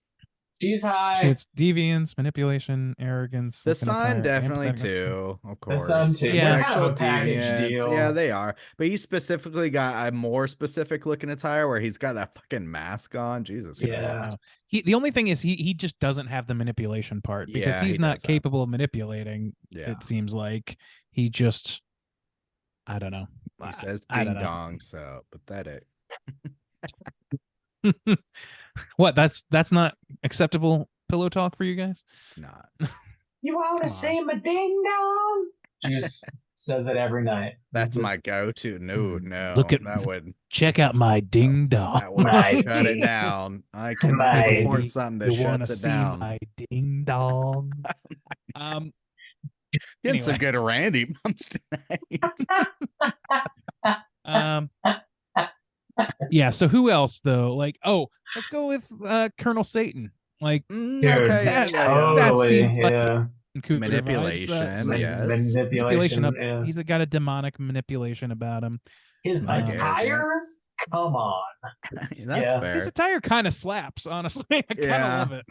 It does, but for in a weird like that dude couldn't just stroll into the house and not go unnoticed.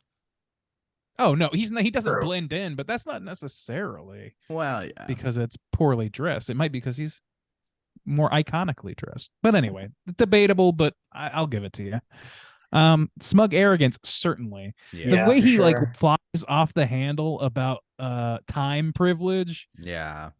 man, I don't know. Like that's like it's pointing at something and it's I don't know, like that is like one scene where I'm like, this is interesting, but I'm not sure what I'm supposed to fucking think about that. Like I don't know. He's what I think excusing himself for being such a huge piece of shit Because because he he's was from Right. a different time, which is it's really interesting when he points the finger at her. Like, what are people going to say about you? What is everything that you've done wrong in your life? And like, that's what makes it interesting. And because then you start thinking like, well, fuck, what am I fucking up on in my life?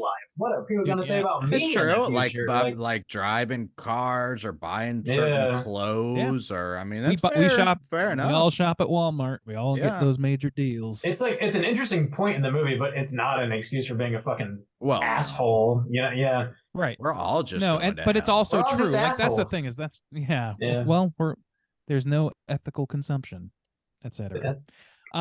Yeah. Yeah. Mic So drop. yeah. Sexual deviancy. I don't think have so. an indication of that. Yeah. Arrogance for sure. Did we cover arrogance already? Yeah, we did. Yeah, Yeah, Smug arrogance. Yeah, All and right, then just looking at making sure. tire. Yeah, I think Looking we at covered them tires, all. I think patheticness. I also think it is He like gets that shut scene where down at the end. Oh no, he doesn't. He comes back. no, he gets stabbed with a He fucking gets poker. Yeah. like a little big. I thought that he's like Yeah. actually little. It's not some illusion. It's a that- I know. I giant love that it's like you poker, think that it's like you think it's like a Black Lodge situation where he goes Yeah. through the curtain and then it's just disappeared from reality into another world. But no, he's just like a little guy with a room in the fucking Little. fireplace. Yeah, he's actually little.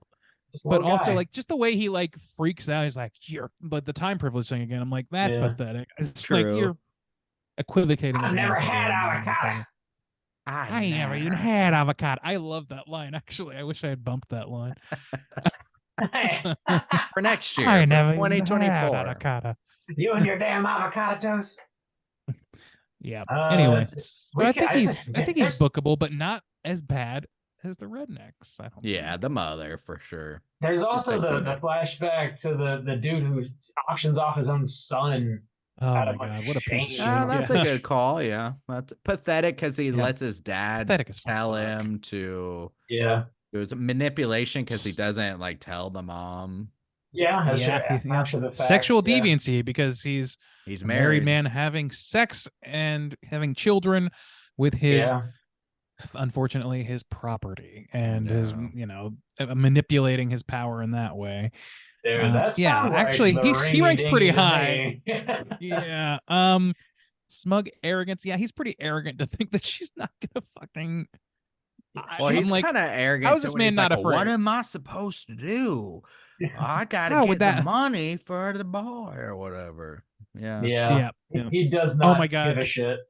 Yeah. That's so funny because it reminds me, not so funny, but that's so like that reminds me of the mom again, actually, because she's like says, I thought about adopting a Chinese baby, but how'd that look in church? I love that. Oh my line. god. How That's would that fantastic. look in church? Oh Like, my god. god! And that's what I thought. Like I was like, oh, did he say that? Oh no, the mom said that. The other. Yeah. The one place you can't bring the adopted child that you fucking It's love church. is the church. Fucking church. How would that look in church? That's like Oh my that line God. alone. You could write like a series of screenplays off that one idea. Wow. Yeah. Horrible. So yeah, we got quite a bit here. Yeah, there's a lot. We got a litany. We got the. We could also go to the sheriff. We could go to like. There's a number of. could, people we yeah, go to. you could.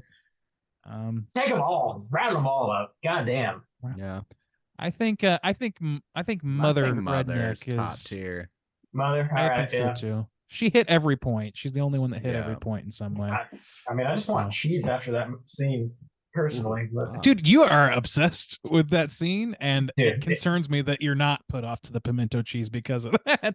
fucking Bob- made me laugh so Bob hard. wants to be in that chair. Bob's thinking, okay, Feed me. whoa. Bob's discovered something about himself this year. Oh, And Merry no. Christmas to It's- you. He's known all along. She's like, I'm sorry for my old lady cheese breath. Oh So God, plump, It's so so- right. So fucking heinous. Oh my god. Bob is getting excited. We got her. We got her. We It's got so That's what a heinous. boy like. You guys remember how heinous that was? So Oh, she's it's so don't heinous. tie me up Brain. and do It's so that. heinous. I can't stand up right now. It's so heinous. That's not what I desperately want for Christmas. All you old ladies out there listening to the show, Oh, don't God. come to my house with pimento cheese. Dude. That's enough. Ding dong. That's enough. We Bob, we put got it it. away. Behind the scenes is not going to get monetized this time around. It's just little Debbie cakes floating around. We're just slamming them. Jesus Christ. Let's talk about what we've been watching this week, gentlemen. Let's do that. Hey gang, what you been watching? Randeezy, what you been watching, man? Let's see. So I'm finally kind of in the groove of watching Christmas stuff. Sorry. Looking something up. Okay, yeah, there we go. So I finally got into that stuff. I watched a little bit of Kunk on Earth, the Philomena Kunk show. That's not Christmas, but I had a good time with that. I just want to mention it. I watched the Creep Show holiday special that came out a year or two or something ago. It was not very good. It's Yeah. very, it was, if it had been funnier, it would have been fine, but it wasn't. It was very kind of, all the jokes were landing with a thud for me. The night before, I finally watched that. Rob, you've mentioned that a few times, and I did enjoy Yeah. it. It's not my favorite thing in the world, but it did have a lot of, unfortunately, a lot of relevance to my aging ass. So I definitely felt those moments where I was like, oh my God, yes. Aging out of fun. That's a real pleasure to think about on the holidays. Great. Used to be fun, Um, Randy. Dude, Not anymore. Michael Shannon is the most intense motherfucker that's ever Dude, walked he this earth. is. He's terrifying. Even I his wanna buy weed interviews from him. kind of scare me. Yeah. I watched him. Actually, I mentioned earlier this guy Brett Davis, comedian in New York. He had a public access show where he would just like every week do something completely different as a character, and like just like create a narrative. But once he always had a musical guest on, and once he had Michael Shannon, who has a little bit of like a country sort of outfit going, he had him on, and his character, Brett Davis's character, was being a dickhead. He's like, well, that sucked, right? Everybody thinks that sucked. And Michael Shannon's like, oh, come on, guy. And he's like, no, it sucked. And Michael Shannon's like, great, okay. And he just kind of like, he's like, Damn. very much fuck you, and walked out. Dang. It was great. Oh, Michael. I don't know how seriously pissed off he was, but he sure seemed seriously pissed off. Got Anyway, a stone the night cold before. face, man. dude, yeah, he's carved out a fucking brick. All right. Next, I watched All the Creatures Were Stirring, which is sort of an anthology Christmas thing that I've always seen around. Also not good. Not very Aw. good. It had some moments maybe, but it was largely forgettable is how I would put it. I did finally, this is not horror, but I did get to see Home Alone finally again. I watched Home Alone 2 last week. I can watch them out of order. It's that familiar to me at this point. I've seen Oh, that movie. I was thinking about it. Debatable, Randy. I've seen that movie at least 25, maybe 30 times in my life. Yeah. Like, that's incredible to think about, actually. Buzz your girlfriend woof, as we all famously say. Black Christmas. I caught the second 2/3 or the last 2/3 of that movie on Shudder. I just kind of tuned in and it was on, and I enjoy that movie a whole lot. It's frankly an incredible movie. You tuned And it into needs- Shudder? They have like they have like stuff that's just playing. Oh, also really? on Oh, I Shudder. didn't know They've got that. like Yeah. 3 TV channels you can Oh, turn yeah, on. okay. that's just like movie marathons on each channel, with Gotcha, different okay. themes. That's what Joe Bob comes on. And then Anna and the Apocalypse, finally saw that, and they had some good songs, but I didn't care that much for the humor in that either. A little It was dated very, now. Yeah, and I kind Juice, you've brought this up before, where like you don't love musicals because you get like some like secondhand embarrassment from it or whatever, and I was getting a little bit of that from this one, Yeah. which is not It something I does always have some good experience. ones though. It does, like the actual like singing is great, like it's really Yeah, great it singing. actually is, The yeah. songs they ramp up, like do like, but it's like it really feels more like theater kid stuff It than does. it is a horror stuff or a Christmas stuff movie. It's It's like got some there's like an charm to excuse it to get some. though. Yeah. Yeah, I don't dislike it, but it's not something I'm gonna watch too much. You Yeah. know, That's fair enough. probably yeah. Um, and then last, this is not a Christmas thing, but Beck's been throwing on this documentary series, not true crime, but kind of adjacent, called The Garden Cult or Commune or something along those lines, about a commune that is very famous and still active right now, and they just like have these cameramen there or whatever, and it's just like it's just rage bait for me, man. It just makes me like so mad watching these people. Like it's so like if it is a cult in my opinion, and it's no different than like it's all this bullshit about, oh, we're egalitarian, you have to all agree and all this stuff, but it's not true. Like there's like always two or three big personalities that everybody else cows to in order to keep the peace, and it just drives me up the fucking wall. And like some like they have like I saw a little bit earlier today where this like doomsday prepper or whatever showed up, and he's like this big country dude who's expecting it to be like a compound, and he shows up, he's like, oh, this is some hippie shit, and like I ended up like, and he's like this big MAGA guy, a big like, you know, whatever, but like everybody's acting so fucking insane in this commune and so like I don't know, like self-righteous and serious, that he ends up being like, in my eyes, like he's kind of the good guy, at least where I left it off. I was like, he's like, yeah, I kind of had to call bullshit on some of this stuff. I was like, yeah, good for you, man. Call bullshit. But yeah, that I can't watch any more of that show though. It bums me out. Yeah, What? so I'm gonna go Bex back is to watching Christmas movies. something that's depressing? What? It's Get it's out not of like town. it's not the typical Beck depressing Can't stuff where it's like believe that. categorically depressing. This is just depressing to me because I just Yeah. I hate self-righteousness. But yeah, that's it for me. Juice, why don't you take it away? I've been doing some holiday watches still, of course. Krampus, you gotta do it. Rewatch Gremlins. I agree with Rennie. It's a lot of fun. Home Alone Deuce, you gotta do it. It's very violent. Ridiculous. Those dudes are dead immediately. Oh, you're cooking, Frankie. Also, Randy had mentioned this maybe last year. At some point, Randy's mentioned it with Fat Man with Mel Oh, yeah. Gibson and Walton Goggins or whatever. Mhm. That was an interesting movie because even though Randy had recommended it, I wasn't exactly prepared for kind of the kind of movie that it was. So yeah, it was Unusual. it was an interesting watch. I Very still feel different. weird about going into a Mel Gibson movie in the first place, but Yeah, and kind of Mel Yeah. Gibson's approach was kind of weird. Like there are things that I like and think were good, and things that I'm like, I don't know about that. I I don't like the overall know. conceit, and some of the performances are good, but yeah, it's weird because Yeah, of Mel Gibson, and it's weird because it's just like a tonally odd movie. it is. Yeah. So I watched that. Watch Bad Santa while I was wrapping presents. That's one of those movies where I used to like it a lot more than I kind of do now. It's still okay, but I used to like it a lot more. But this time around, I hadn't seen it maybe in a few years, and I was like, I will say the woman who's in that though, she was also in Gilmore Girls or whatever.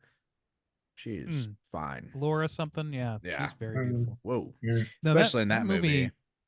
I didn't see that movie until like a couple years ago. I'm sure I brought it up on the show, Oh, really? Okay. but it's not one that I'm itching It's to not an return annual to. watch. Yeah, for it sure. wasn't as No. appealing this time around. It could have just been because I was younger and thought It's that kind shit of a was bummer. There's really only a handful of lines in that movie that I'm like, oh, that's funny, and the rest of it is like very dated, like it's pretty dated. bullshit humor that's not really hitting me at this stage Yeah. in my life. Yeah. So yeah, I watched that. I watched trying to get ready for that list that's coming up. This is one I've been trying to watch for a little while. It's called Enos Men. Enos Men. Anus mint. No, it's not. Yeah. ENYS. It's man, I didn't think anything could compete with Skinamarink on the terms of slow paced, experimental, grainy as fuck movies, but this one does, coming out the same year. Damn. Dude, yeah, you got to be a patient motherfucker to watch this movie.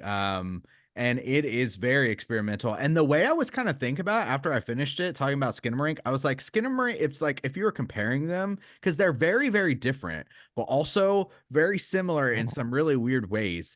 But it would be like if Skinamarink was Hereditary, then definitely this one would be The Lighthouse. Because it's kind of the same Oh. thing. It's like a woman alone on an island, alone-ish on an island, kind of in this old, not a lighthouse, but old style kind of house. And she's doing some kind of like scientific research. So she just does the same thing. Like every day you see her do kind of the same thing, of going to check on these plants that grow on the island and like recording it. I think it's shot on real film though. So it's definitely done a lot like, cinematically it's better. I think it's actually shot on film. It's actually like you can see shit going on, but it's very similar in like tone where like, okay, what do we do? Like it'll have just still shots of just showing one thing multiple times. They're very similar, actually. Very strange. So I watched that one, but that's a new horror film from this year. So I got that one on the list, and I just started, I think it's probably the last watch I'm gonna get to for our list, but the Angry Black Girl and Her Monster, I think. Yeah. So I haven't finished it yet, but I was actually liking what I was seeing so far. So I'm just not getting around to it, but I'm looking forward to finishing that movie. So yeah, that's Good all I've been things. watching. Bob, what you been watching?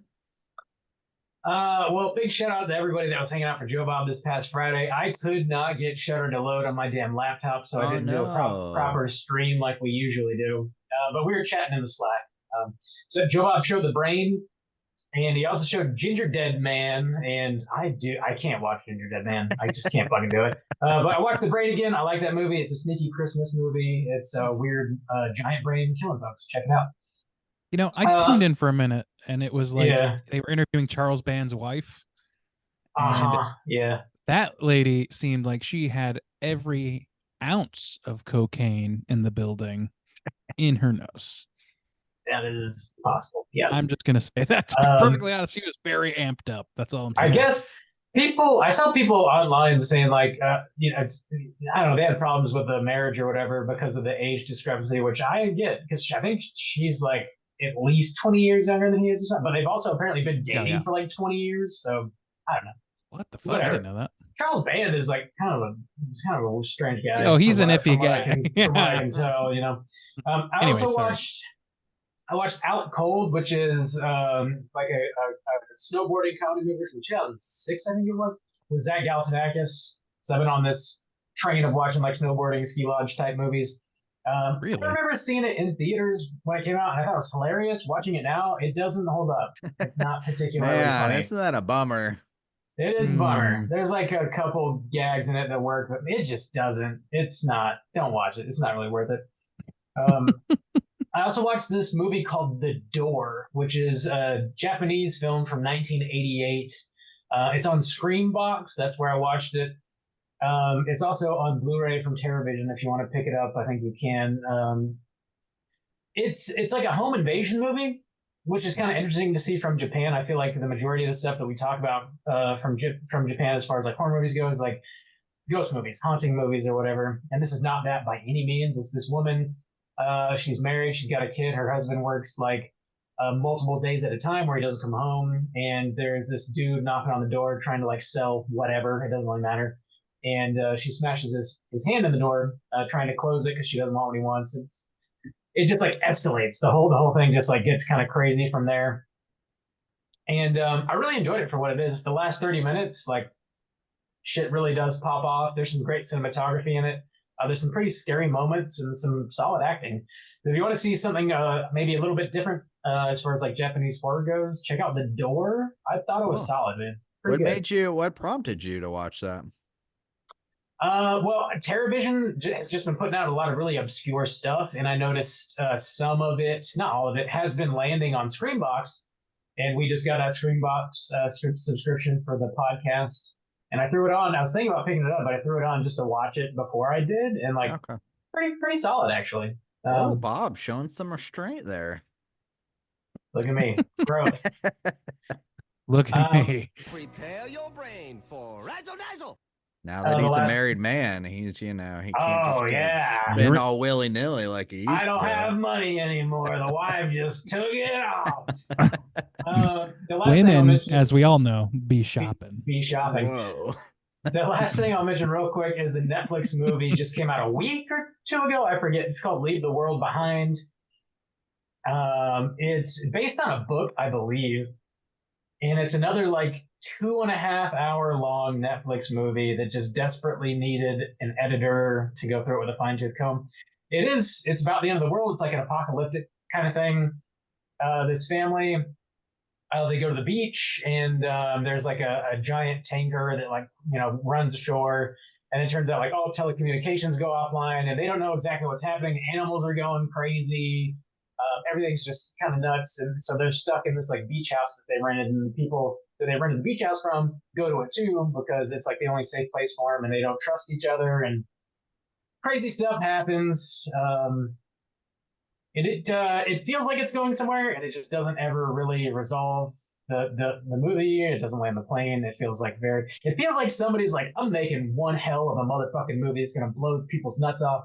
But they really just didn't do that at all. The camera won't stop moving. It won't stop panning, spinning, flipping, doing figure fucking eggs. It drives me nuts, dude.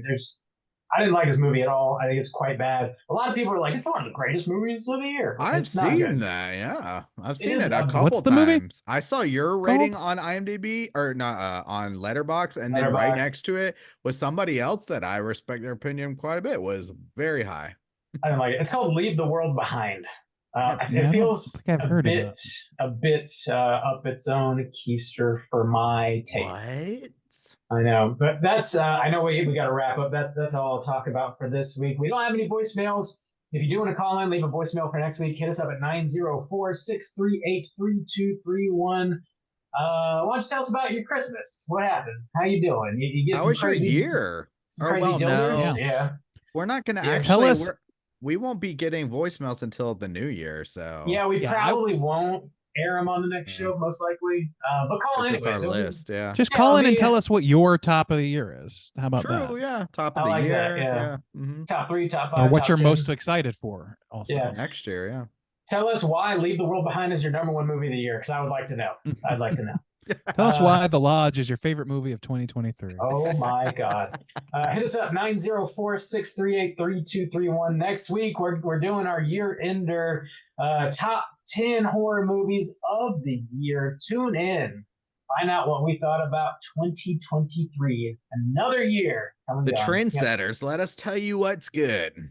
You don't know. We have to tell you because you Let me you tell can't you tell. what's good. Oh yeah, that's we're the authorities. Clearly, nobody else does this. By the Mhm. way, we're the only horror podcast that does top 10 show. Period. Yeah, We invented I it heard for that. We're sure. the I did hear only that. critics you've ever heard of. All right. Yeah, call in 904-638-3231. Watch every movie that came out this year. Get ready for next week's show. Until then, find us on all the social media. Straight Chilling Podcast. You know where we're at. Be well. Have a Merry Christmas. Happy holiday. Enjoy yourself. Chug eggnog. And until next week, as always, keep chilling. Have you heard of our podcast?